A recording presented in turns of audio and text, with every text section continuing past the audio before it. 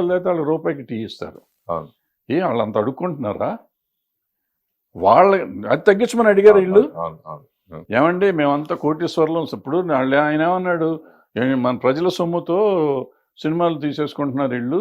Cinema వాళ్ళు 100 కోట్లు తీసుకుంటున్నారు కాబట్టి వాళ్ళు కన్సిడర్ చేసి వాళ్ళు తగ్గించాలి రెమ్యునరేషన్. నేను అడుగుతున్నా ఇప్పుడు, మా సొమ్ముతో మీరు అందరూ దీంట్లో తింటున్నారు. ప్రతి రూపాయి ఫ్రీగా తీసుకుంటున్నారు. ఈ ఫ్రీలు తీసేయండి. జీతం తీసుకోండి. జీతాన్ని వద్దంటున్నాను. అప్పుడు ఇంకా ఎక్కువ తీసుకుంటారు లంచాలు గించాలు ఇవన్నీ. అప్పుడు లంచాలు ఎట్టగా తీసుకుంటున్నారు? లంచాలు మానుతున్నారా ఏంటి వీళ్ళు? ఓకే, నేను లంచాల గురించి మాట్లాడతలా. లంచం ఇది కాదు, ఎందుకంటే లంచం అది వెనక నుంచి వస్తుంది కాబట్టి దాని గురించి మాట్లాడతలు. తీసుకునే వాళ్ళు తీసుకున్నారు, లేనివాళ్ళు లేరు. నేను అనేది ఏంటంటే ఈ ముందు నుంచి వచ్చేవి ఉన్నాయి. వీళ్ళు త్యాగం చేయాలి కదా. నన్ను త్యాగం చేయమంటున్నావు నువ్వు. నేను బిజినెస్ చేసుకునేవాడిని. నేనేమి దీనికి రావట్లా. నాకు వచ్చే ప్రతి రూపాయి నేను సంపాదిస్తే టికెట్ కొంటే టికెట్ మీద వచ్చే రూపాయిలో 10 పైసలే ప్రొడ్యూసర్కి వస్తుంది. అంటే ప్రొడ్యూసర్ పిచ్చోడా? ఓ హీరోకి 100 కోట్లు 200 కోట్లు ఇస్తానికి అతను ఎన్ని 10 పైసలు వసూలు చేసుకుంటే అతను డబ్బు వస్తుంది? అంత కష్టమైన వ్యాపారం చేస్తూ ఇతనికి 100 కోట్లు ఇస్తున్నాడంటే అది ఎంత ఆలోచించిస్తాడు? అంత పిచ్చోడే ఇవ్వడు కదా. మరి అటువంటి వ్యాపారం చేస్తున్న వాళ్ళని ఇక్కడ నువ్వు ఏమీ చేయకుండా ఎలక్షన్లో గెలిచిపోయి మా సొమ్ముతో మిమ్మల్ని ఉద్ధరిస్తామని చెప్పి వచ్చి మొత్తం ఫ్రీగా తీసుకుంటూ దేశాన్ని దోసుకు తింటా ఉంటే మిమ్మల్ని గురించి మేము మాట్లాడాలా, మమ్మల్ని గురించి మీరు మాట్లాడాలా? ఎవరు మాట్లాడాలి? సినిమా వాళ్ళ గురించి రాజకీయ నాయకులు మాట్లాడాలి, రాజకీయ నాయకుల గురించి సినిమా వాళ్ళు యాజ్ ఇట్ ఈస్గా ప్రజలు. సినిమా వాడైనా కానీ ప్రజ. నేను రాజకీయ నాయకుడిని తిట్టే హక్కు నాకు ఉంది, కానీ నేను వ్యాపారం చేసుకునేవాడిని తిట్టే హక్కు, నేను తప్పు చేశానుకో, నేను ఇన్కమ్ ట్యాక్స్ ఎగ్గొట్టాను, లేకపోతే దొంగ రవాణా చేశాను, లేకపోతే ఏదో ప్రాసిక్యూషన్ చేశాను, నా మీద కేసు పెట్టను. చట్ట వ్యతిరేక చర్య నేను చేస్తే మాట్లాడే హక్కు నీకుంది.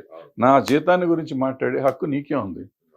నీకేమన్నా ఉంటే గట్టిగా మాట్లాడాలంటే, అయ్యో అండి సినిమాల ఇండస్ట్రీలో కార్మికులకు తక్కువ ఇస్తున్నారండి అని చెప్పు. నిజం అయ్యి ఉంటే అది నిజం అబద్ధం మేము చెప్తాం. అంతే తప్ప వాడని తీసుకున్నాడు వీడిని తీసుకున్నాడు నువ్వే ఓడిపోయా, నువ్వు తీసుకునే దాని గురించి మాట్లాడు. నేను I would have been happy అండి. ఆయన ఏమండి మనంతా డబ్బు ఉన్నవాళ్ళం ఇంత తీసుకుంటున్నాం, ప్రజల సొమ్ము వేస్ట్ అయిపోతుంది, మనం ఇవన్నీ క్యాన్సిల్ చేద్దాం ఒక మాట అని ఉంటే అసలు ఆయన కాళ్ళకి దండం పెట్టేవాడిని. అంటే ఆయన విజయసాయి రెడ్డి అలా మాట్లాడినప్పుడు మీలాంటి వాళ్ళు ఆరాకొర మాట్లాడారు. ఇంకా ఒకసారి ఆ ఫంక్షన్లో చిరంజీవి గారు మాట్లాడేటప్పటికి వరుసగా మీద అడిపారు పొలిటికల్ అందరూ కూడా, పకోడీ గాళ్ళని ఇట్లా రకరకాలుగా కామెంట్ చేయడం. ఎందుకు పరిశ్రమ నుంచి ఎవరు స్పందించలేకపోయారు? మనకి సిగ్గులేదు. చివరికి చిరంజీవి గారు చెప్పారు, చిరంజీవి గారికి హ్యాట్స్ ఆఫ్. ఎందుకంటే ఇంతకాలానికి ఆయన ధైర్యం చేసి చెప్పాడు. అది ఆయన మాట్లాడు మామూలుగా ఎప్పుడు మాట్లాడాడు. ఫస్ట్ టైం మాట్లాడాడు. ఎవరు నిలబడ్డారు, ఎవరు మాట్లాడారు అసలు? నేను ఆయనకి పర్సనల్గా చెప్పా, ఏమంటే మీకు ఎవరు రారు, ఆయన సీఎం దగ్గరికి వెళ్ళినప్పుడు చెప్పి ఎవరు రారు మీరు ఇంట్లో ఇన్వాల్వ్ అవుద్దని ఆయనకి చెప్పాను. ఆయన కోపం వచ్చింది.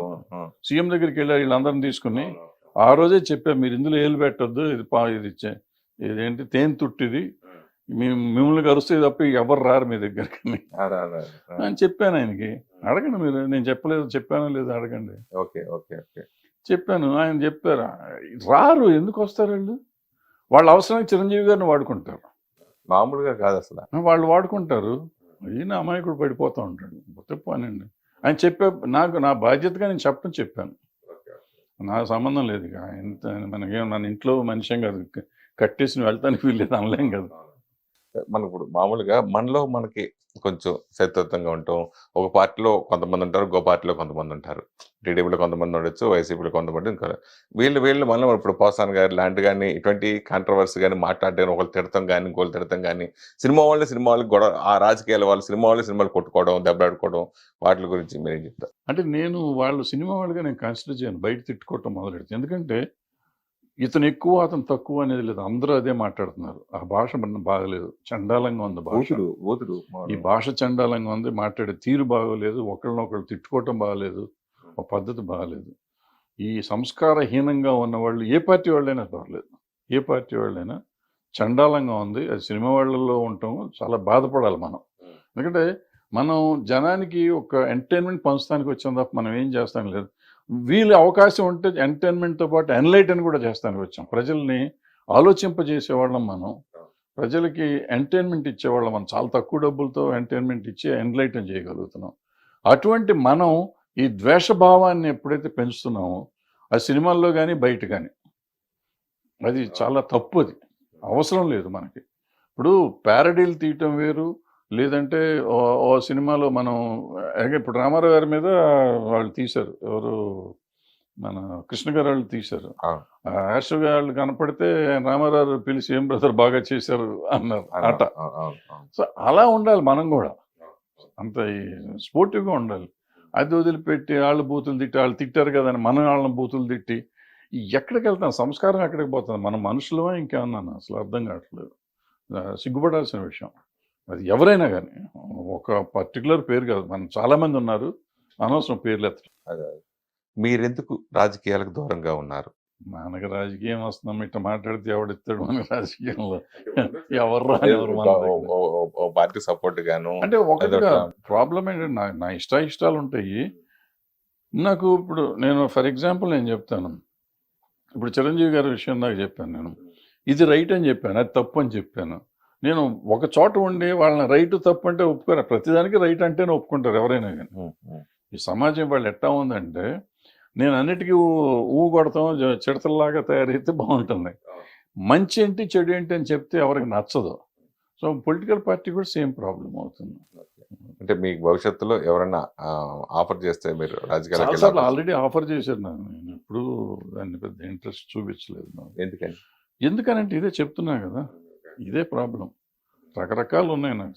సమస్య అంటే ఆన్ రికార్డ్, నేను ఆన్ కెమెరా నేను కొన్ని చెప్పకూడదు. ఈ మధ్యన అప్పుడప్పుడు సడన్ గా మీరు కొంచెం ఆ, అంటే ఆ సందర్భోచితంగా మాట్లాడినా మీరు మాట్లాడేది బాగా వైరల్ అయ్యి మొత్తం రివర్స్ అవటం, కాంట్రవర్సీ అయిపోవడం, కాంట్రవర్సీలు ఇరుక్కుపోవటం. అట్లా రీసెంట్గా మొన్న జరిగిన ఛాంబర్ ఎలక్షన్స్ కూడా ఏంటి ఎంత దారుణంగా ఉంటుందని మీరు అలా చెప్పడం, అది చాలా మంది బాధపడ్డారు ఆ విషయాల్లో. అది ఎందుకు అట్లా మీరు ఎందుకు మాట్లాడారు? బాధపడుతుంది? దాంట్లో ఎందుకు బాధపడాలి? ఛాంబర్ మనం ఎందుకు పెట్టుకున్నాం? ఛాంబర్ ఎందుకు పెట్టుకున్నాం? సినిమా ఇండస్ట్రీలో ఉన్న అన్ని శాఖలకి మంచి చేయటానికి పెట్టుకున్నాం. అవును, మీరు కూడా ఛాంబర్ చేశారు కదా నేను చేసాం. పోస్ట్లో. దాన్ని ఎందుకు పెట్టుకున్నాం? దాన్ని వదిలిపెట్టి ఆ పబ్లిసిటీ ఏంటి, ఆ క్యాన్వాసింగ్ ఏంటి, ఆ డబ్బులు ఏంటి, ఆ ఖర్చు ఎంత పెట్టారు, ఆ వెనక పోస్టర్స్ ఎంత పెట్టారు, ఎవరి కోసం పెడుతున్నాం? ఏం చేస్తానికి అక్కడ ఏమైనా ఉందా? డబ్బులు ఉన్నాయా? దోసుకెళ్తానికి వచ్చాం మనం? ఎందుకు బాధపడకూడదా? కోప్పడకూడదా దానికి? పడొచ్చు కొంతమంది, అది బాధేసిందని. వాళ్ళు బాధపడ్డారంటే వాళ్ళకి ఏముందో మరి. వాళ్ళు వేరే ఆలోచన ఉండకపోతే నేను చెప్తున్నానమ్మా, ఒకవేళ ఎవరన్నా అట్లా నన్ను గురించి అనుకుని ఉండుంటే, అన్నట్టు నా నోటీస్కి అయితే రాలేదు, ఒకవేళ నిజంగా అనుకుని ఉంటే వాళ్ళకి వేరే చింతన ఉండి ఉంటుంది, అక్కడ ఏదో డబ్బులు దొబ్బడానికి వెళ్ళి ఉంటారు, వాళ్ళ ఆలోచన ఉండి అక్కడ ఉంటుంది. అవకాశం లేదు కదా అసలు. ఉందేమో వాళ్ళకి, మనకేం తెలుసు? ఎందుకు బాధపడాలి? నేను ఏమన్నాను, డబ్బులు వేస్ట్ చేయటం ఎందుకు? మనం అంతా చూసిన వాళ్ళమే కదా, అంతంత డబ్బు ఎందుకు ఖర్చు పెట్టాలి? ఇంత డబ్బు ఖర్చు పెట్టే బదులు మనం 1000 రూపాయలు పెన్షన్ ఇస్తే పాపం ప్రొడ్యూసర్ లైన్లో వచ్చి తీసుకుంటున్నారు కొంతమంది. అవును. ఎగ్జిబిటర్లు ఇబ్బందులు పడుతున్నారు, డిస్ట్రిబ్యూటర్లు ఇబ్బంది పడుతున్నారు. అందరికి 1000 రూపాయలు 2000 రూపాయలు ఇవ్వాలనే పరిస్థితి కూడా ఉంది మన దగ్గర. అవును. నువ్వు ఆ రోజున ఖర్చు పెట్టిన దగ్గర 25-30 లక్షలు, 1 కోటి రూపాయలు కూడా అయ్యిందేమో నాకు తెలియదు ఖర్చులు మొత్తం, అందరికి కలిపి. అంత డబ్బు అక్కడ డిపాజిట్ చేసి నువ్వు చాలా మందికి సేవ చేసి ఉండొచ్చు కదా. ఇప్పుడు నేను సేవ చేస్తానికి వస్తాననే కదా అక్కడికి వెళ్ళేది. ఇందాక నేను రాజకీయ నాయకులను తిట్టినట్టు ఛాంబర్లో సేవ చేయడానికి ఎందుకు వస్తున్నావు? నువ్వు ఇండస్ట్రీకి సేవ చేయటానికి అంతే కదా. 24 క్రాఫ్ట్స్ బాడీ కదా అది. ఇండస్ట్రీకి సేవ చేస్తానికి నువ్వు వచ్చినప్పుడు ఎందుకు డబ్బు ఖర్చు పెడుతున్నావు? ఏంటి నీ ఉద్దేశం ఏంటి? ఇండస్ట్రీ మంచి, ఇప్పుడు డబ్బు ఖర్చు పెట్టి నువ్వు నాయకుడు అవుదాం అనుకున్నా అయిపోయింది కదా. నువ్వు నీ ఇంటెన్షనే రాంగ్గా ఉంది అక్కడ. ఇంకా నువ్వు బాధపడతావు ఎందుకు? నేను అన్న మాటకి బాధ ఎందుకు పడాలి? పడితే నీ తప్పు, నా తప్పు కాదు.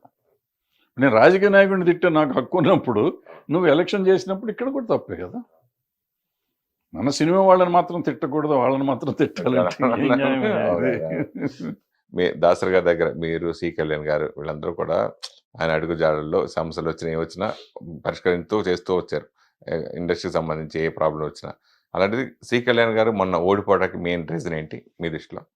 ఓడిపోలేదు, ఆయన గెలిచాడు కదా, ఆయన గెలిచాడు. ఇప్పుడు అది ఎలక్షన్ అన్నాక మామూలే. ఇప్పుడు ప్రొడ్యూసర్ సెక్టర్లో ఆయన గెలిచాడు, అందరూ గెలిచారు. ప్రొడ్యూసర్ సైడ్ నుంచి ఈయన గెలిచాడు, ఆయన గెలిచాడు. వాళ్ళకి ఆయనకి మెజారిటీ ఉంది, ఆయన వచ్చాడు, అంతే సింపుల్. దాంట్లో ఓడిపోవటానికి కారణం వేరే కారణాలు ఏమి ఉండవు. ఇప్పుడు అందరూ గ్రూపులు అయిపోయినాయి కదా, గ్రూపుల మీద అట్లా వస్తూ ఉంటుంది. ఒకళ్ళు ఓటమి ఒకళ్ళు గెలుపు కామనే కదా. అయితే కళ్యాణ్ గారు మీతో బాగా అవినాభావ సంబంధం కదా, ఆయన ఓడిపోవటానికి రీజన్ ఏంటి అన్న? రీజన్ ఏం లేదమ్మా, రాజకీయం ఇదంతా రాజకీయం ఏముంటుంది, రాజకీయమే, ఎవరి రాజకీయం వాళ్ళకు ఉంటుంది. దాని గురించి ఏం మాట్లాడతాం మనం, మనకి నిజంగా నాకు పట్టించుకోవటం కూడా లేదు, 5 ఏళ్ళ నుంచి అది పట్టించుకోవట్లేదు. ఎందుకు అట్లా దూరంగా ఉంటాయి? ఎందుకు, ఏముంది దాంట్లో? నేను ప్రొడ్యూసర్ ఛాంబర్ ప్రెసిడెంట్గా చేశాను. అవును, నేను చేసినప్పుడు దగ్గర దగ్గర 5-6 జీవోలు తీసుకొచ్చాం. అప్పుడు వెళ్ళి గవర్నమెంట్ చుట్టూ తిరిగి సబ్సిడీలు రావాలి, ఆ రోజుకి ఈ రోజుకి రాలా, ఇంకొక 3-4 కోట్ల అంత సబ్సిడీలు రావాలి మనకి. దానికి కూడా అప్పుడు ప్రయత్నం చేస్తా ఉన్నా, ఆల్మోస్ట్ అయిపోతున్న టైము.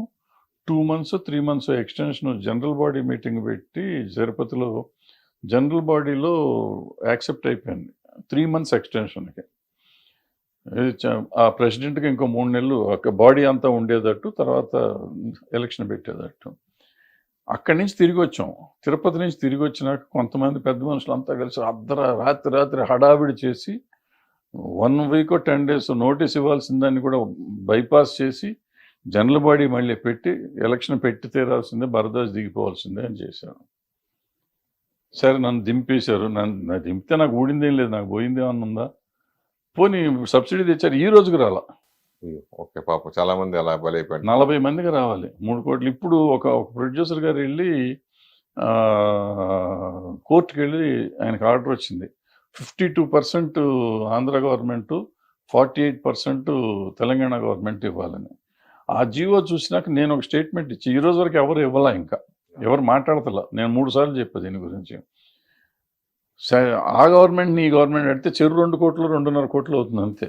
ఓకే, ఈ 2 కోట్లు అనేది పెద్ద విషయం కాదు. వీళ్ళు ఇన్ని కొట్టుకునే బదులు మొన్న ఎలక్షన్లో ఖర్చు పెట్టిన డబ్బులు వీళ్ళకి ఇవ్వచ్చు, లేదనుకుంటే ఆ సీఎం దగ్గరికి ఈ సీఎం దగ్గరికి వెళ్ళి డబ్బులు ఇప్పించవచ్చు. 2 కోట్లు వాళ్ళకి పెద్ద అమౌంట్ కాదు వాళ్ళ గవర్నమెంట్కి.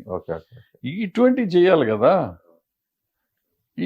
ఏమీ చేయకుండా ఎదవ రాజకీయం చేసి వాడు ఉండకూడదు వీడు ఉండకూడదు, వీడిని నాశనం చేద్దాం వాడిని నాశనం చేద్దాం అనుకునే వాళ్ళు ఉన్న సమాజంలో మనం ఎందుకు దూరాలు ఎందుకు పెట్టాలి? నాకు అవసరం లేదుగా. ఇప్పుడు నేను చెడు చేస్తా అంటే నన్ను పంపించేవి, నేను మంచి చేస్తా అంటే మంచి చేస్తున్నాను వద్దనుకుంటే. ఆ రోజు ఆన్లైన్ చేయించాను నేను జియో, ఇది ఆన్లైన్ సేల్స్ ఉండాలని చెప్పి. ఆ రోజు ఆపారు. సబ్సిడీ కాదు, మన టికెటింగ్, ఆన్లైన్ టికెటింగ్. ఆ రోజు అప్పుడు నేను జియో తెచ్చేసాను ఆ రోజు. ఆ జియోలో అది మాత్రం పార్టిసిపేట్ చేయకుండా, అది ఇది చేయకుండా ఆపారు దాన్ని. ఇవాళ దాని గురించి మాట్లాడుతున్నారు. ఏంటి ఇదంతా?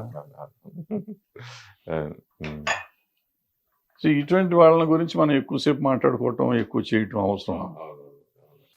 అంటే ఇప్పుడు ప్రతి ఒక్కరికి ఒక ప్యాషన్గా అనుకోవచ్చు, లేదని అనుకోవచ్చు. మెయిన్ ఏంటంటే అన్నీ ఇప్పుడు పాన్ ఇండియా సినిమాలు అయిపోయినాయి బాగా ఎక్కువ. ఆ మోజులో కొంతమంది యంగ్ హీరోలు కూడా చాలామంది ఇది పాన్ ఇండియా సినిమా చేయాలని చెప్పేసి దర్శకులతో ఆ టైప్ కథలు మనం రెడీ చేయించుకోవడం, తర్వాత ప్రొడ్యూసర్ ప్రెషర్ వాళ్ళు చేయడం, చివరికి రిలీజ్ టైంకి వచ్చేటప్పటికి అది పాన్ ఇండియా సినిమాగా కాకుండా ఓన్లీ సౌత్ ఇండియా సినిమాలో రెండు తెలుగు తమిళ ఇట్లా చేయడం ఆగిపోవడం, రియల్గా అనుకున్నది మళ్ళీ ఇలా మారటం, ఇట్లా ఎక్కువ సంఘటనలు జరుగుతాయి. మనం చూస్తూనే ఉన్నాం దాని గురించి. అంటే అసలు పాన్ ఇండియా అని అనుకున్నవాడు ఒక డాష్ వాడు. పాన్ ఇండియా సినిమా తీస్తున్నానని చెప్తే వాడు డాష్ నా ఉద్దేశంలో. ఎందుకంటే నేను పుట్టక ముందు నుంచి హిట్ టీవీ యాప్, ఇందులో short news, live news, entertainment shows, movies, digital magazines తో పాటు మీ జిల్లా వార్తలను కూడా ఫ్రీగా చూడొచ్చు.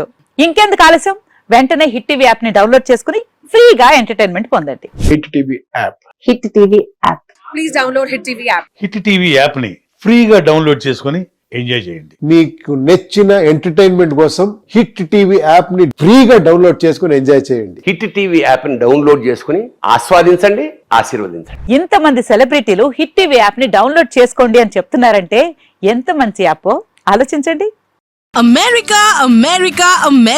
అమెరికాలో చదవాలనుకునే వాళ్ళకి విశ్వసనీయమైన పేరు మన శౌర్య కన్సల్టెన్సీ. UK లో 1 year masters. 2 years work permit up to 5 years visa. Contact Saurya Consultancy. Contact 89851 89851.